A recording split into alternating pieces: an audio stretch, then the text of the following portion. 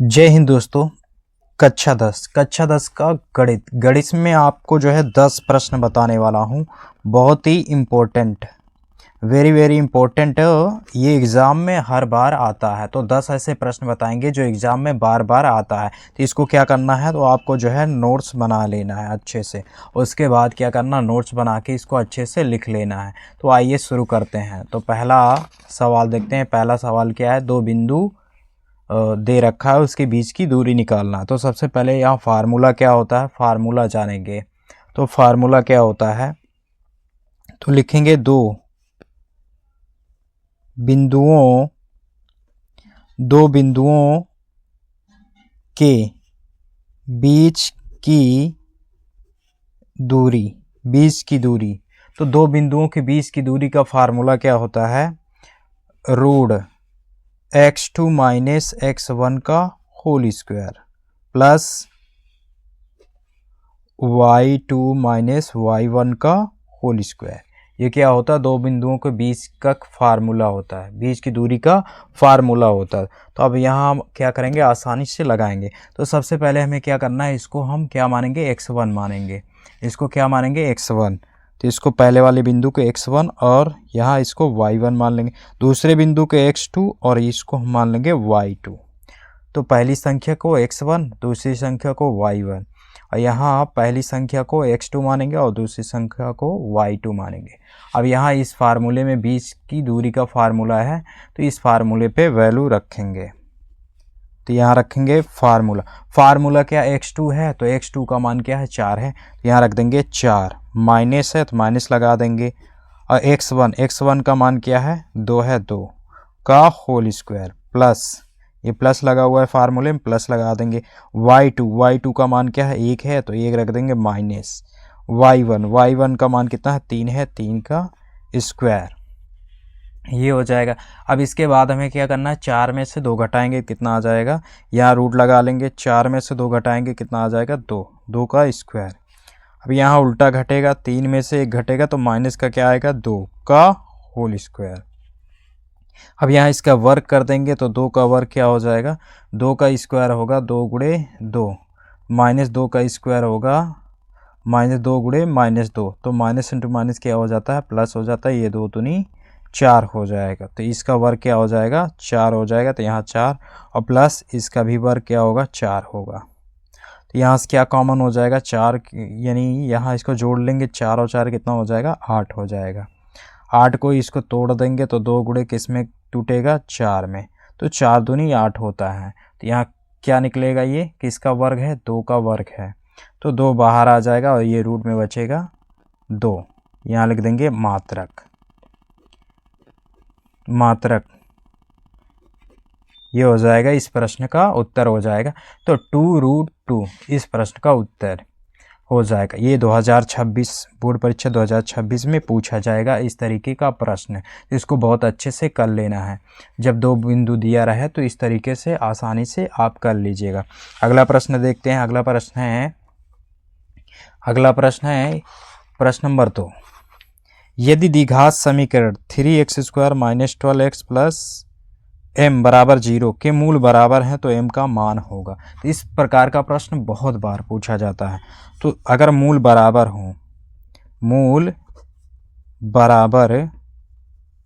हो तो कौन सा फार्मूला लगाएंगे, b² बराबर 4ac। क्या लगाएंगे, b² बराबर 4ac। तो यहाँ इस समीकरण को हम यहाँ नोट कर लेंगे। तो नोट करेंगे 3x² - 12x + m बराबर 0। यहाँ हम क्या करेंगे, तुलना कराएंगे। ax² + bx + c बराबर 0 से क्या करेंगे, तुलना करने पर तो तुलना कर देंगे। तो यहाँ ax² + bx + c से क्या करेंगे, तुलना कर देंगे। यहाँ देखेंगे x² है, यहाँ भी x², तो a का मान क्या हो जाएगा, 3 हो जाएगा। तो a बराबर क्या लिख लेंगे, 3। यहाँ भी x है, यहाँ भी x है, तो क्या करेंगे, b का मान क्या हो जाएगा, -12। अगर माइनस में हो तो माइनस में लेंगे। तो यहाँ c बराबर क्या हो जाएगा, m हो जाएगा। तो c बराबर m लिख लेंगे। अब इस फार्मूले पे रखेंगे। जब मूल बराबर बोले तभी ये फार्मूला यूज करना है। तो बी स्क्वायर बराबर क्या है 4ac। तो बी का मान रखेंगे, बी का मान क्या है -12 है, तो -12 का क्या हो जाएगा होल स्क्वायर हो जाएगा। 4 है तो 4 रख देंगे गुणे, ए की वैल्यू रखेंगे, ए का मान क्या है 3 है तो 3 रख देंगे गुणे, सी का मान क्या है m है तो m रख देंगे।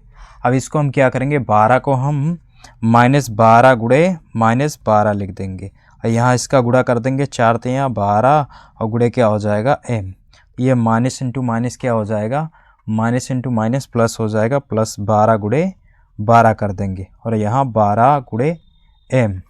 अब 12 एकम 12 एक बार में कटा देंगे, 12 एकम 12 कट जाएगा तो 12 एकम 12, तो m का मान क्या आ जाएगा 12 आ जाएगा। तो इस सवाल का आंसर क्या होगा 12 होगा। तो इस सवाल का आंसर 12 आ जाएगा, तो इसको अच्छे से आप नोट कर लीजिएगा। चलिए अगला प्रश्न देखते हैं। अगला प्रश्न नंबर 3 है, यदि HCF 35 और 49 तो वो सॉरी यहाँ यदि HCF 7 है और संख्या क्या है 35 और 49 है तो एलसीएम क्या होगा इन संख्याओं का एलसीएम। तो सबसे पहले हमें फार्मूला याद रखना पड़ेगा। तो यहाँ a गुणे b, तो ये पहली संख्या हो गई और ये दूसरी संख्या हो गई। इसको हम क्या बोलते हैं पहली संख्या बोलते हैं।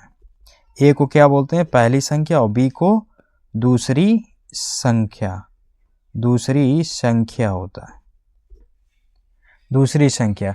तो यहाँ a गुणे b बराबर क्या होता है एलसीएम गुणे HCF होता है, एलसीएम गुणे HCF ये होता है फार्मूला। तो एलसीएम गुणे HCF होता है फार्मूला।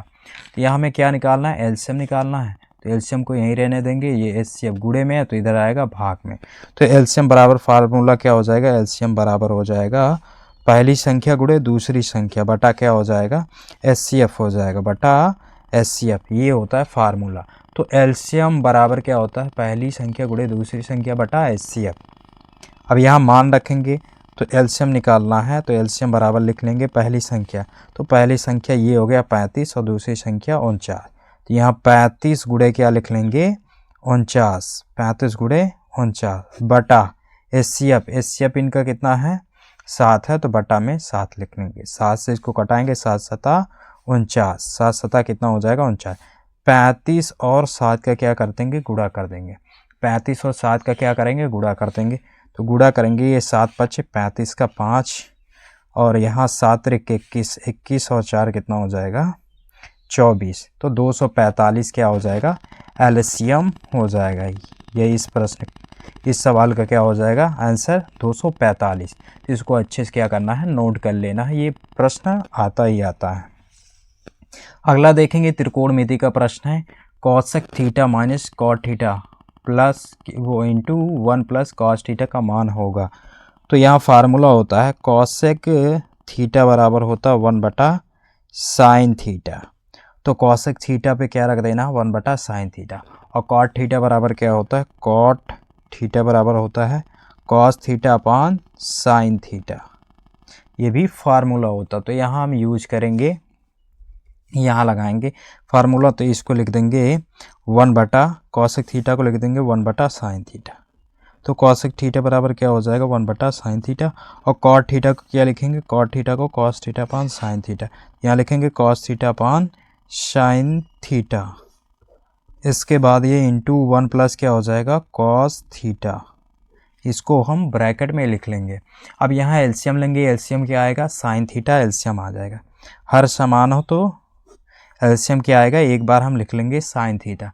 अब इसके बाद यहाँ क्या है माइनस है, तो अगर हर समान हो तो माइनस है तो 1 माइनस कॉस थीटा हो जाएगा, अगर यहाँ प्लस होता है तो 1 प्लस कॉस थीटा होता, तो यहाँ 1 माइनस कॉस थीटा हो जाएगा। अब इंटू यहाँ क्या है 1 प्लस कॉस थीटा। अब यहाँ देखेंगे तो ए माइनस बी है और ये ए प्लस बी, तो ए माइनस बी इंटू ए प्लस बी बराबर फार्मूला होता है ए स्क्वायर माइनस बी स्क्वायर। तो ए माइनस बी इंटू ए प्लस बी बराबर होता है ए स्क्वायर माइनस बी स्क्वायर होता, तो यहाँ फार्मूला लगा देंगे। तो ये ए हो जाएगा, पहला वाला क्या हो जाएगा ए का स्क्वायर माइनस बी क्या है कॉस थीटा है तो कॉस थीटा का स्क्वायर। तो यहाँ इस फार्मूले में क्या है पहले ए माइनस बी है फिर इंटू ए प्लस बी है बराबर क्या है ए स्क्वायर माइनस बी स्क्वायर। तो यहाँ ए प्लस बी है फिर ए माइनस बी है फिर ए प्लस बी है, तो यहाँ देखेंगे पहले ए का स्क्वायर कर देंगे, ए क्या है 1 है, 1 का स्क्वायर कर देंगे, माइनस लगा देंगे और कॉस का स्क्वायर कर देंगे, कॉस क्या है यहाँ बी है, और बटा क्या लिख देंगे साइन थीटा। यहाँ 1 का स्क्वायर क्या होगा 1 ही होगा, और ये कॉस स्क्वायर थीटा बटा क्या हो जाएगा ये साइन थीटा लिख देंगे। यहाँ क्या हो जाएगा 1 का स्क्वायर 1 होगा, और ये माइनस कॉस स्क्वायर थीटा बटा ये साइन थीटा लिख देंगे।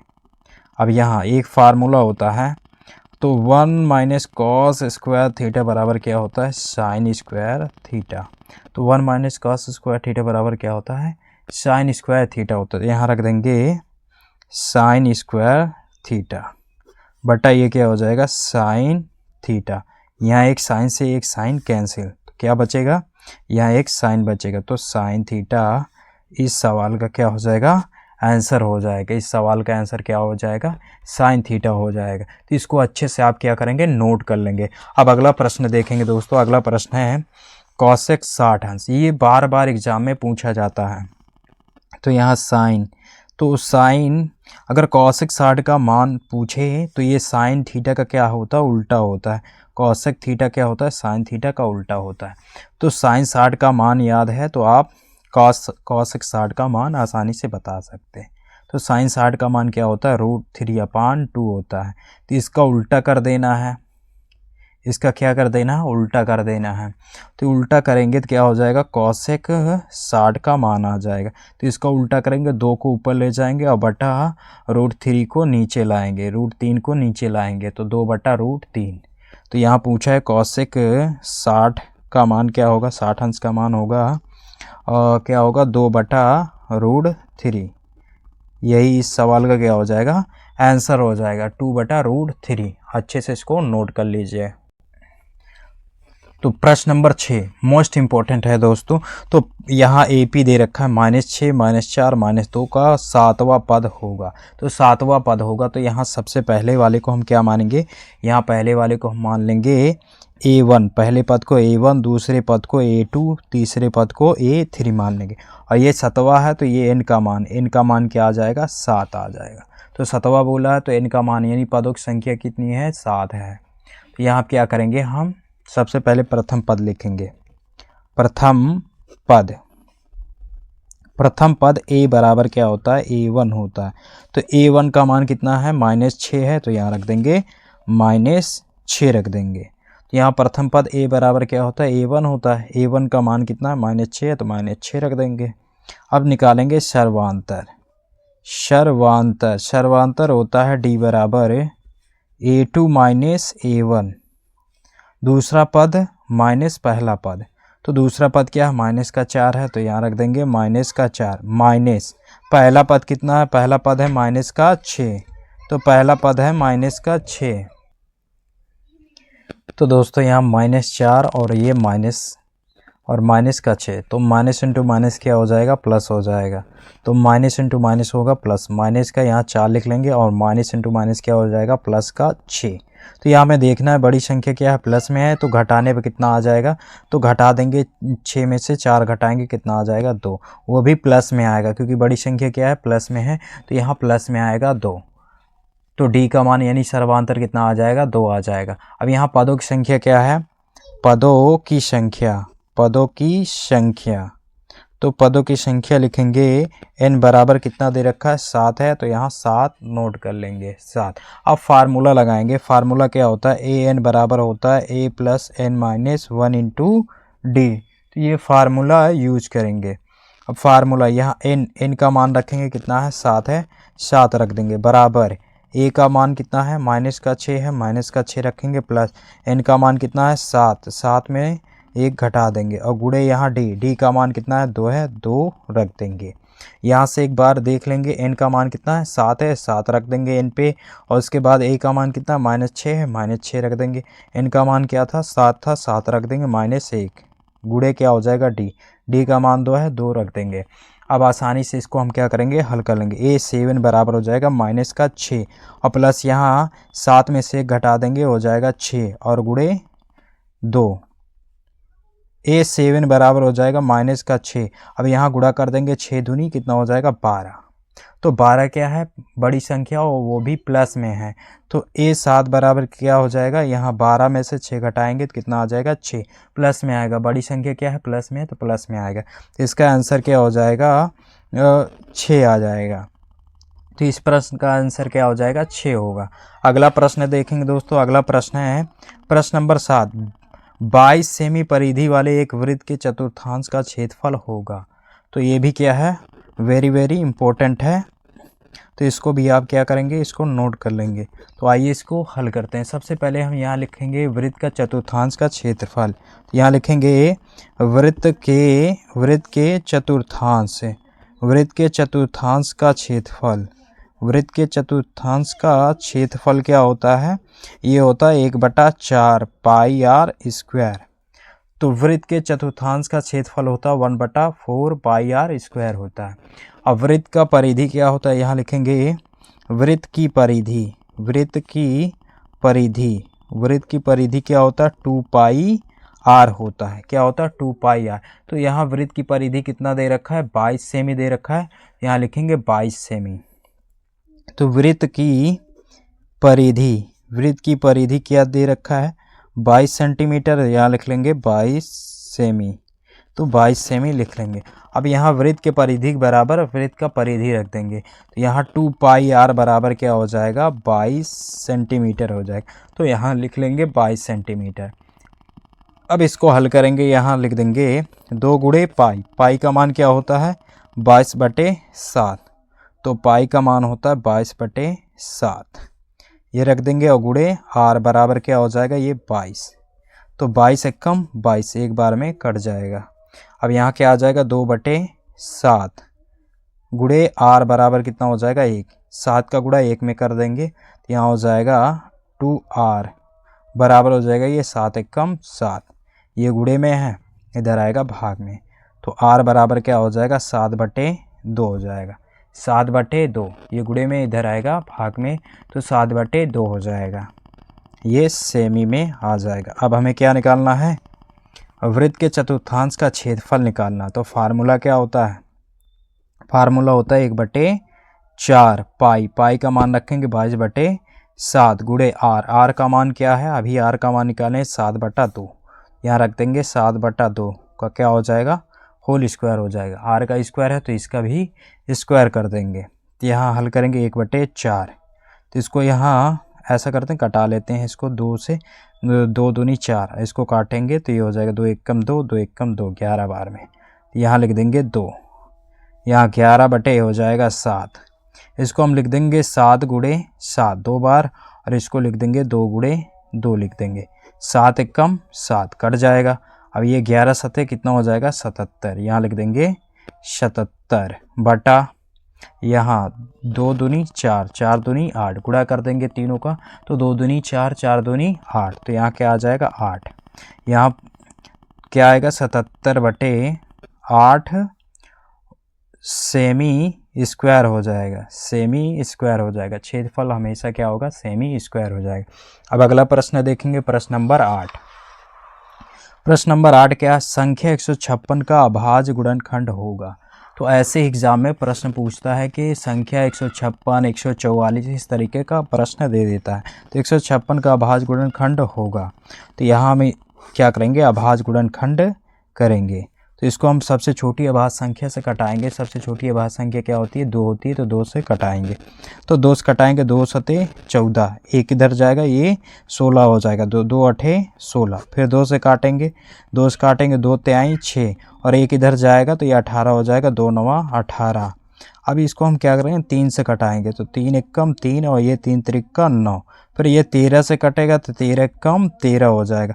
अब इसको हम क्या करेंगे, गुणे के रूप में लिख लेंगे, तो 2 गुणे 2, कितनी बार 2 था, 2 बार, तो गुणे 3 गुणे क्या लिख लेंगे, 13, तो इसको हम क्या करेंगे, गुणे के रूप में लिख लेंगे। अब इसके बाद हमें क्या करना है, ये 2 बार है तो यहाँ 2 की घात क्या हो जाएगा, 2 हो जाएगा, और ये 3 गुणे 13, इसको हम घात के रूप में भी लिख सकते हैं, तो 2 गुणे 2 है तो 2 की घात 2 हो जाएगा, और ये 3 गुणे क्या हो जाएगा, 13। इस सवाल का उत्तर हो जाएगा, तो इस सवाल का ये उत्तर हो जाएगा, तो इसको अच्छे से नोट कर लीजिएगा। अब देखते हैं प्रश्न नंबर 9। प्रश्न नंबर 9 क्या है, जब एक पासे को एक बार फेंका जाता है तो एक सम संख्या प्राप्त होने की प्रयत्ता होगी।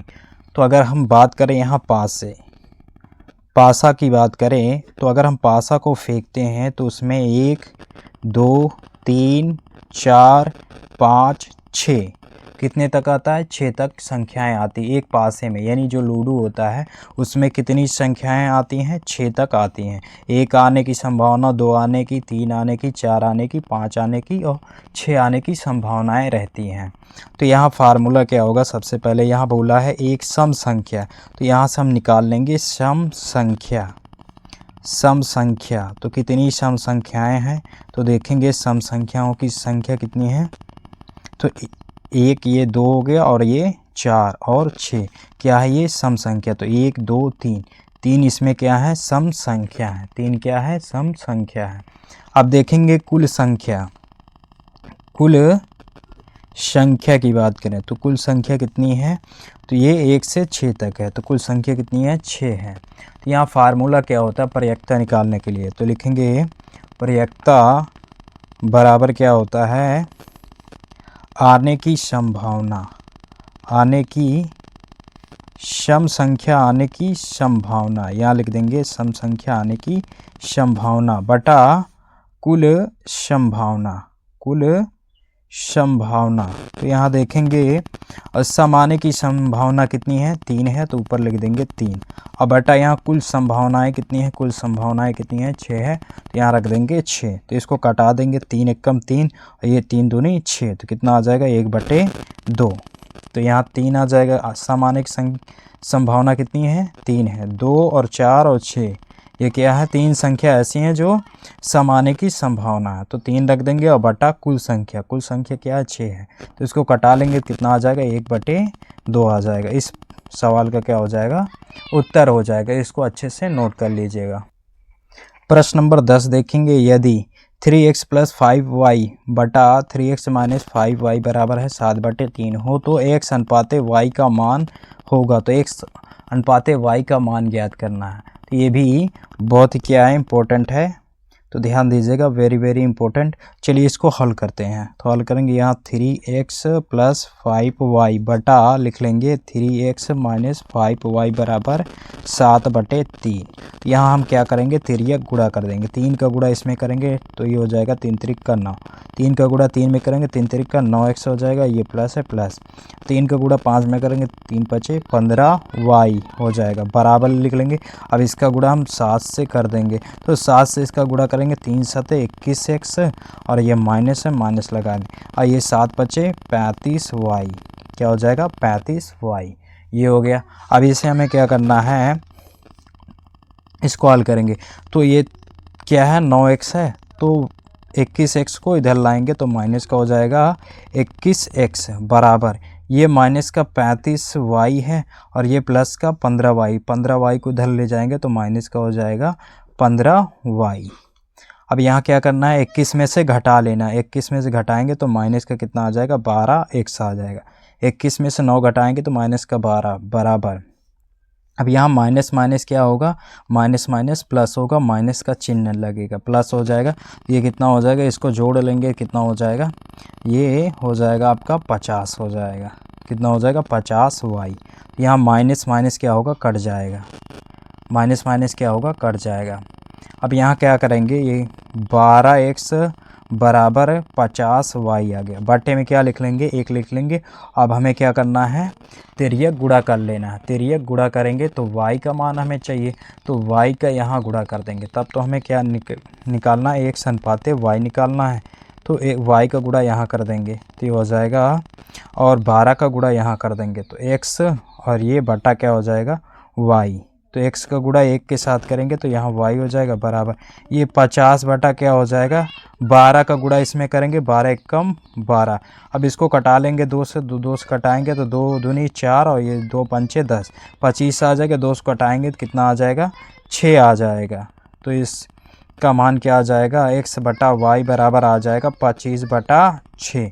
तो 25/6 आ गया। तो इसको हम कैसे लिख सकते हैं, x अनुपाते y बराबर क्या हो जाएगा, 25/6 हो जाएगा। तो इस सवाल का आंसर क्या हो जाएगा, 25/6। तो x अनुपाते y का मान क्या हो जाएगा, 25 अनुपाते 6 हो जाएगा।